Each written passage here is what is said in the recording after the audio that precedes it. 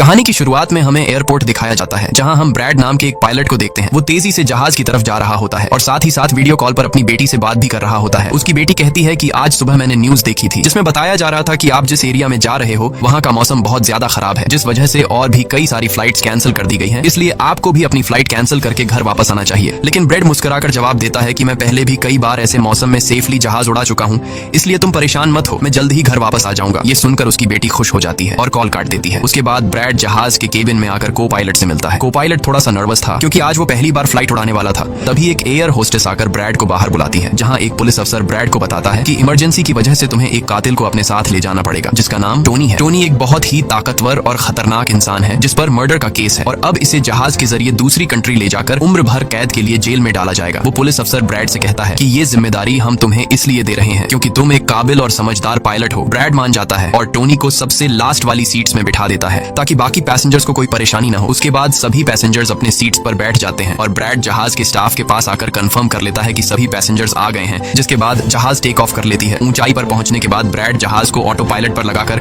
को पायलट के साथ अपनी फैमिली के बारे में बातें करने लगता है। ब्रैड को पायलट को मोबाइल में अपनी बेटी की फोटो दिखाता है और कहता है कि मैं अपनी बेटी से बहुत प्यार करता हूं और हमारा इस दुनिया में एक दूसरे के अलावा और कोई भी नहीं है। दूसरी तरफ जहाज में बैठे पैसेंजर्स सफर को एंजॉय कर रहे होते हैं, लेकिन उन्हें पता नहीं था कि कुछ देर बाद उनके साथ बहुत ही बुरा होने वाला है। केबिन में बैठे दोनों पायलट्स भी खुश थे और जहाज भी नॉर्मल तरीके से फ्लाई कर रहा था, लेकिन तभी अचानक मौसम खराब हो गया और जहाज हल्के से झटके लेने लगा, जिस वजह से ब्रैड परेशान हो जाता है क्योंकि उसे कुछ ठीक नहीं लग रहा था। वो सभी मुसाफिरों को सीट बेल्ट बांधने के लिए अनाउंस करता है और रेडियो के जरिए वो कंट्रोल टावर से बात करने की कोशिश करता है, पर उसकी बात नहीं हो पाती क्योंकि मौसम खराब होने की वजह से यहाँ के सारे रेडियोस काम करना बंद कर देते हैं। तभी अचानक बिजली का तेज झटका प्लेन से आकर लगता है, जिस वजह से प्लेन जोर जोर से झटके लेने लगता है। ब्रैड पैसेंजर्स का हाल देखने के लिए केबिन से बाहर जाता है। पैसेंजर्स को देखकर ब्रैड को थोड़ा बहुत सुकून मिल जाता है क्योंकि सभी पैसेंजर्स सेफ थे, पर यहाँ अब धीरे धीरे लाइट बंद होती जा रही थी और तभी प्लेन को कई और झटके लगते हैं, जिससे ब्रैड का सिर सामने छत से टकराकर नीचे गिर जाता है और उसके माथे पर चोट लग जाती है। इस सूरत हाल को देखते हुए सभी पैसेंजर्स की हालत खराब होने लगी थी। ब्रैड जल्दी से वापस केबिन में आकर अपने साथी के साथ मिलकर प्लेन को संभालने में लग जाता है। ये उनके लिए काफी मुश्किल टाइम था। मौसम खराब होने की वजह से उन्हें आगे कुछ भी नहीं दिखाई दे रहा था। ब्रैड कहता है कि हमें प्लेन को नीचे लाना होगा क्योंकि अगर प्लेन को एक और झटका लगा तो प्लेन तबाह हो सकता है। ये लोग फौरन जहाज का अल्टीट्यूड कम करने लगते हैं और जहाज तेजी से नीचे की तरफ जाने लगता है। जहाज के अंदर मौजूद पैसेंजर्स काफी ज्यादा डरे हुए थे। तभी क्रिमिनल टोनी के साथ जो पुलिस अफसर आया होता है उसके हाथ से मोबाइल छूट जाता है। वो अपने मोबाइल फोन को उठाने के लिए अपना सीट बेल्ट खोल लेता है, जिसकी मदद करने के लिए एक एयर होस्टेस भी अपना सीट बेल्ट खोलकर आगे आती है। अब क्योंकि प्लेन तेजी से नीचे की तरफ जा रहा था, जिस वजह से उनका सीट बेल्ट खुलते ही ये दोनों तेजी से ऊपर छत से टकरा जाते हैं। ये दोनों इतनी तेजी से छत से टकराते हैं कि उनकी तुरंत मौत हो जाती है। इतने में जहाज काफी कम अल्टीट्यूड पर आ जाता है और किसी तरह करके ये दोनों पायलट जहाज को कंट्रोल कर लेते हैं, लेकिन अब जहाज में ज्यादा पावर नहीं बची होती, इसलिए ब्रैड जहाज को एयरपोर्ट तक नहीं पहुंचा सकता था, जिस वजह से ब्रैड जहाज को नीचे लाकर समंदर में क्रैश लैंड करने का सोचता है। लेकिन तभी ये दोनों कुछ दूर एक आइलैंड देख लेते हैं, जिसके बाद ब्रैड जहाज की डायरेक्शन आइलैंड की तरफ कर लेता है और आइलैंड पर लैंड करने का फैसला करता है। कई मुश्किलों के बाद ब्रैड इस आइलैंड पर मौजूद एक रोड पर फाइनली इमरजेंसी लैंड कर लेता है। लकीली इस इमरजेंसी लैंडिंग में सभी पैसेंजर्स सही सलामत होते हैं और किसी को भी चोट नहीं आती। तभी जहाज में पीछे शॉर्ट सर्किट होता है, जिससे देखकर ब्रैड खुश हो जाता है क्योंकि जहाज में अभी भी थोड़ी बहुत बिजली बची हुई थी। सभी पैसेंजर्स के जहाज से उतरने के बाद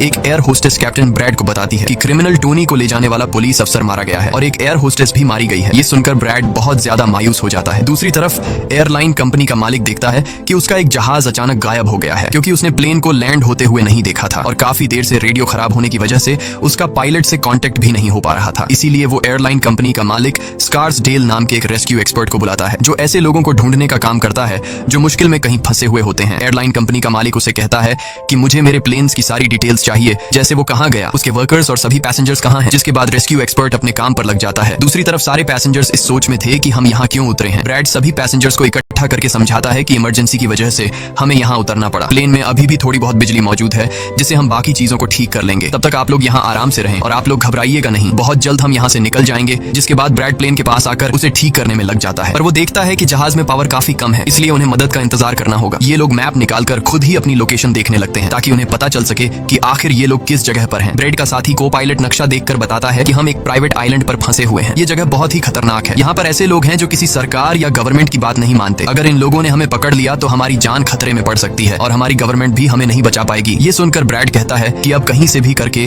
हमें अपनी रेस्क्यू टीम को यहाँ पर बुलाना ही होगा ताकि वो आकर हम सबको बचा ले, क्योंकि यही एक रास्ता है यहाँ से निकलने का। जिसके बाद ये दोनों मदद बुलाने के लिए रेडियो ठीक करने लगते हैं, लेकिन आसमानी बिजली के टकराने से रेडियो बिल्कुल खराब हो चुका था। अब ब्रैड सभी पैसेंजर्स के पास आकर उन्हें बताता है कि किसी खराबी की वजह से रेडियो काम नहीं कर रहा, लेकिन आप सब परेशान मत हो। ब्रैड उन्हें तसल्ली देता है कि हम आइलैंड के दूसरी साइड पर जाकर रेडियो को ढूंढेंगे और कंट्रोल टावर को अपनी लोकेशन बताकर रेस्क्यू टीम को यहाँ पर भेजने के लिए कहेंगे, जो आकर आप सब लोगों को बचा लेंगे। और यहाँ ब्रैड एक बहुत बड़ा कदम उठाता है। वो कहता है कि मेरे साथ टोनी जाएगा। ये कहकर वो टोनी की हथकड़ी खोल देता है। यहाँ ब्रैड जहाज के कोपायलट से कहता है कि तुम जहाज की पावर को रिपेयर करने के काम पर लग जाओ, मैं जल्द ही किसी भी कॉन्टैक्ट के जरिए रेस्क्यू टीम को यहाँ तक लाने की कोशिश करूंगा। जिसके बाद टोनी और ब्रैड रेडियो ढूंढने के लिए जंगल की तरफ निकल पड़ते हैं। रास्ते में टोनी ब्रैड को उस पर भरोसा करने के लिए थैंक्स कहता है। अब हम इस आइलैंड पर रहने वाले आतंकवादी ग्रुप को देखते हैं, जिनके पास एक आदमी दौड़ कर आता है और वो आदमी उस ग्रुप के लीडर को बताता है कि यहाँ आइलैंड पर एक प्लेन आकर रुका है इमरजेंसी की वजह से और उसके अंदर बहुत सारे लोग हैं जो अलग अलग कंट्रीज से हैं। ये सुनकर ग्रुप का लीडर उस आदमी को कुछ पैसे देता है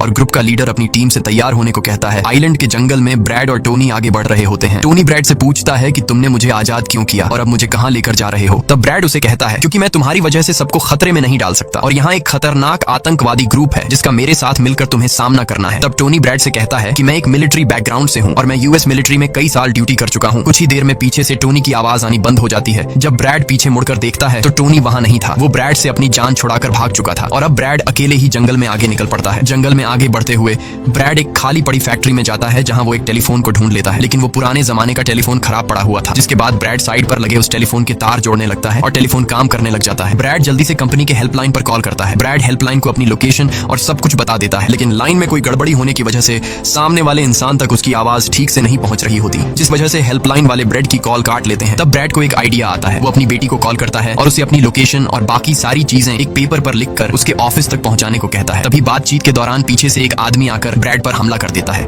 लेकिन ब्रैड उसे काफी मुश्किल से काबू कर लेता है और उस आदमी को मार मार कर बेहोश कर देता है। तभी ब्रैड को महसूस होता है कि एक और आदमी इस कमरे में आ रहा है, इसीलिए जल्दी से वो छिप जाता है। पर वो आदमी कोई और नहीं बल्कि टोनी था, जिसने बहुत सारे गुंडों को मारकर उनके हथियार ले लिए थे। और वो ब्रैड को आवाज देता है कि डरो मत, बाहर निकलो। फिर जब ब्रैड सामने आता है तो टोनी ब्रैड को एक बंदूक पकड़ा देता है उसकी हिफाजत के लिए। उसके बाद ये दोनों जब फैक्ट्री के नीचे वाले फ्लोर में आते हैं तो यहाँ उन्हें एक कैमरा मिलता है। कैमरा की रिकॉर्डिंग और वहाँ पड़े पासपोर्ट से इन्हें पता चलता है कि इस आइलैंड पर रहने वाले आतंकवादी लोगों को किडनैप करके उनकी फैमिली से काफी बड़ी रकम की डिमांड करते हैं। और जब किडनैप किए हुए बंदे की फैमिली की तरफ से उन्हें पैसे मिल भी जाते हैं तब भी ये लोग उसे छोड़ने के बजाय मार देते हैं।